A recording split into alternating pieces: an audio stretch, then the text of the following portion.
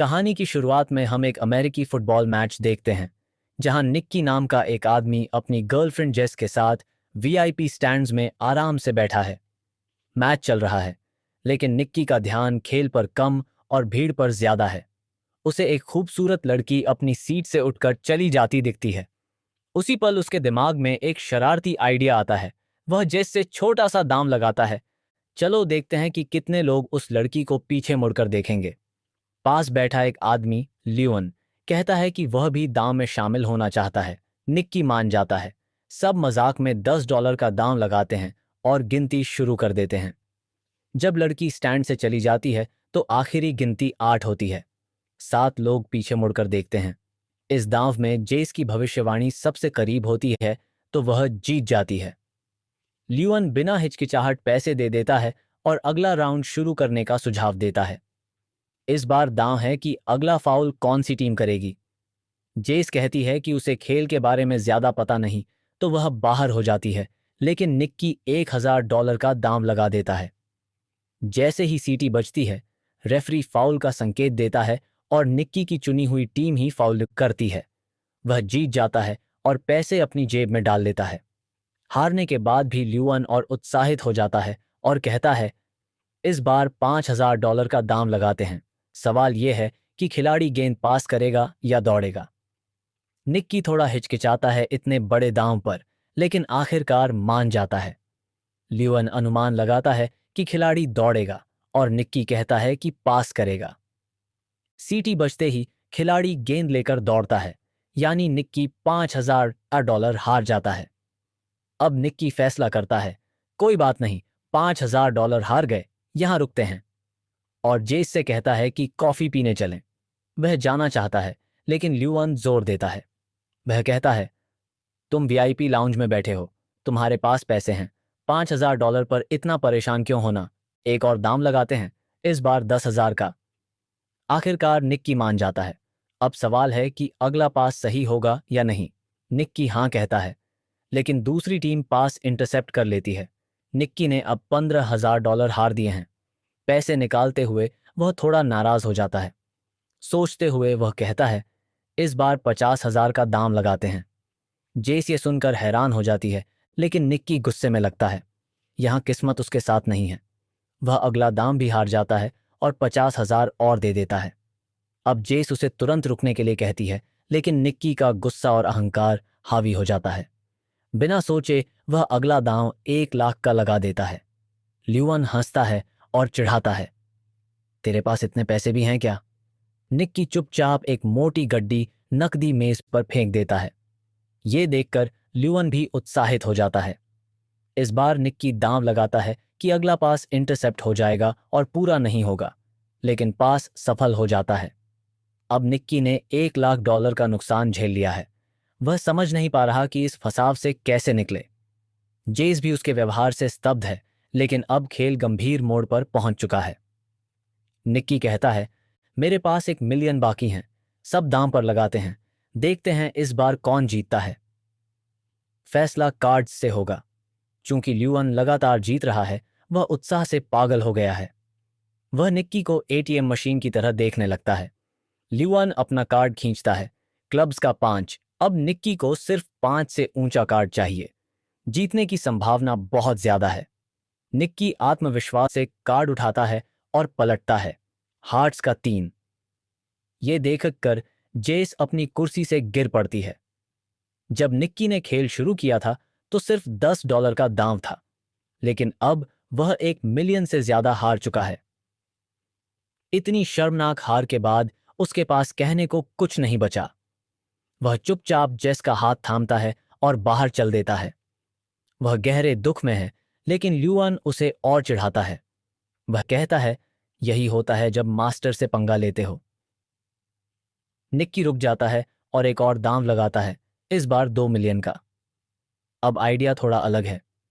निक्की चुनौती देता है कि ल्यूअन दूरबीन से किसी भी रैंडम खिलाड़ी को चुन सकता है, और अगर निक्की उसकी जर्सी नंबर सही बता दे तो जीत उसकी।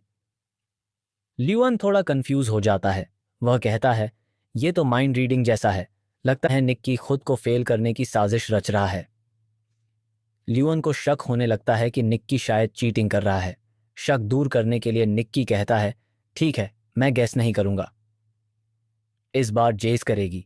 जेस निक्की को गुस्से से देखती है। उसे समझ नहीं आ रहा कि क्या हो रहा है।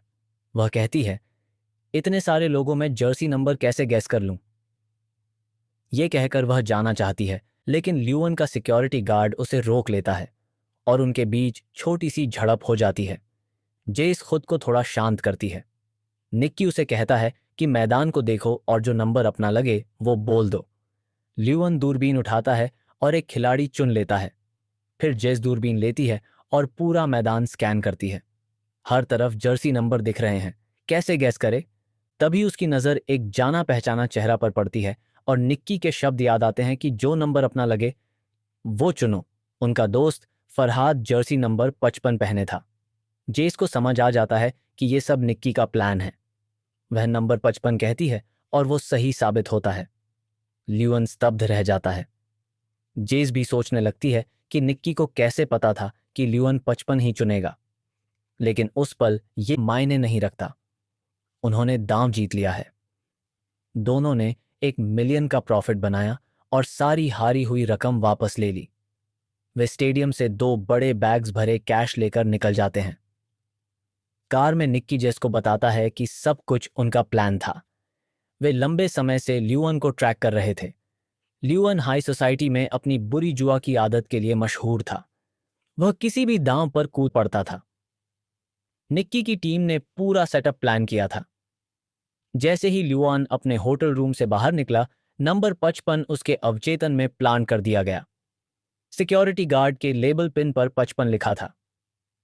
स्टेडियम जाते रास्ते के साइन बोर्ड्स पर भी वही नंबर। उन्होंने न सिर्फ दिखाया बल्कि सुनाया भी। मैच देखने जाते वक्त ल्यूअन की कार में एक गाना बजाया गया जिसमें 55 नंबर बार बार दोहराया गया। गाने में वो नंबर 124 बार आया, जो ल्यूअन का ध्यान बार बार खींचता रहा।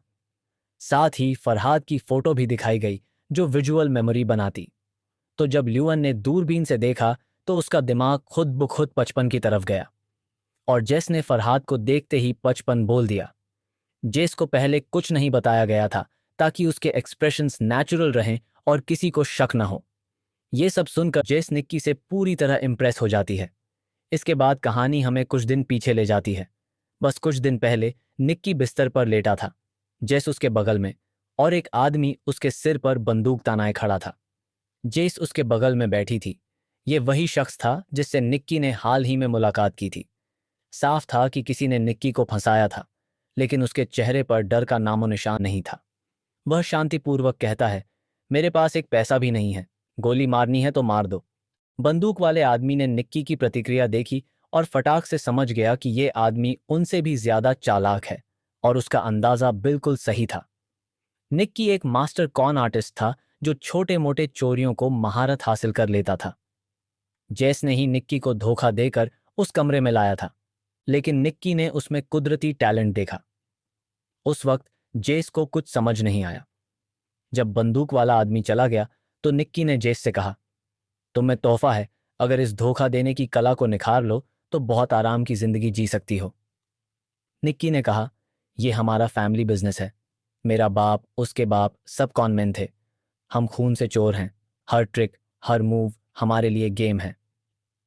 बिना टाइम वेस्ट किए जेस ने कुछ पैसे निकाले और कहा, मैं तुमसे सीखना चाहती हूं। निक्की मान गया।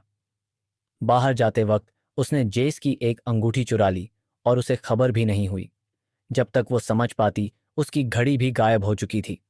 जब उसने घड़ी हैंडबैग में रखी तो निक्की ने पहले ही उसका वॉलेट उड़ा लिया था। इन सारी ट्रिक्स के बाद निक्की ने कहा, स्लाइट ऑन हैंड, टाइमिंग और थोड़ा स्टाइल, इसी की ज़रूरत है इस काम में। फिर निक्की ने अलविदा कहा और चला गया। कुछ महीनों बाद जेस ने न्यू ऑर्लियंस में निक्की को ढूंढ निकाला, जहां वह नई टीम बना रहा था। उनकी मुलाकात असल में एक टेस्ट थी।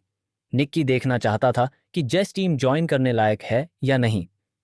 जब जेस मान गई तो निक्की ने उसे एक टीम मेंबर के साथ फेयर पर भेज दिया। ये जेस का पहला प्रैक्टिकल असाइनमेंट था। वह लोगों से मैप हाथ में लेकर रास्ता पूछने लगी। लोगों को डिस्ट्रैक्ट करते हुए उसका पार्टनर एक टूरिस्ट का कैमरा लेंस चुपके से चुरा लेता। फिर एक और टीम मेंबर ने जानबूझकर एक आदमी से टकराया और जेस ने उसका वॉलेट ले लिया। जेस अब अपनी चोरी की स्टाइल में कॉन्फिडेंट फील करने लगी। चॉपस्टिक्स की मदद से उसने एक औरत के बैग से वॉलेट निकाल लिया। सब कुछ इतना स्मूथ चला कि किसी को शक भी नहीं हुआ। निक्की ऊपर बिल्डिंग की छत से सब देख रहा था। उसने टीम को कहा कि जेस को अकेला छोड़ दो। अब उसकी बारी थी सोलो फ्लाई करने की। जेस ने महंगे सामान चुराने शुरू कर दिए। हर चोरी के साथ निक्की का उसके लिए सम्मान बढ़ता गया। अब निक्की ने उसे एक बड़ा असाइनमेंट दिया। इस बार हाईटेक स्कैम। स्पेशल लेंस की मदद से दूसरे खिलाड़ियों के कार्ड्स दिख जाते और उन्हें आसानी से हरा देते। क्रेडिट कार्ड चुराने का सिस्टम भी था। चुराया कार्ड चुपके से टीम मेंबर को भेजा जाता, जहां एक डिवाइस उसका डेटा कॉपी कर लेता और कार्ड मालिक की जेब में वापस कर दिया जाता। जब तक किसी को पता चलता, उसका अकाउंट खाली हो चुका होता। एक और स्कैम था फेक एटीएम मशीन। जब कोई पैसे निकालता, एटीएम उनका पिन स्टोर कर लेता। बाद में फरहाद मशीन हटाकर सारा डेटा चुरा लेता। सारे चुराए कार्ड्स को कैटेगरी में बांटा जाता, उनसे लग्जरी आइटम्स खरीदे जाते। आखिर में डेटा ब्लैक मार्केट पर बेच दिया जाता। एक दिन जेस ने एक खूबसूरत नेकलेस पहन लिया, लेकिन निक्की ने तुरंत उतारने को कहा। उसने सख्ती से समझाया कि सारे सामान बेचने हैं, कुछ भी पर्सनली रखना नहीं।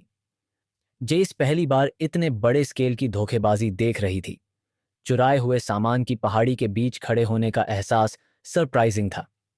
अगले दिन जेस और फरहाद एक अमीर इलाके में घूम रहे थे। उनका टास्क था एक्टिंग। फरहाद अचानक बेहोश हो गया और जेस चिल्लाने लगी, प्लीज कोई मदद करो, प्लीज।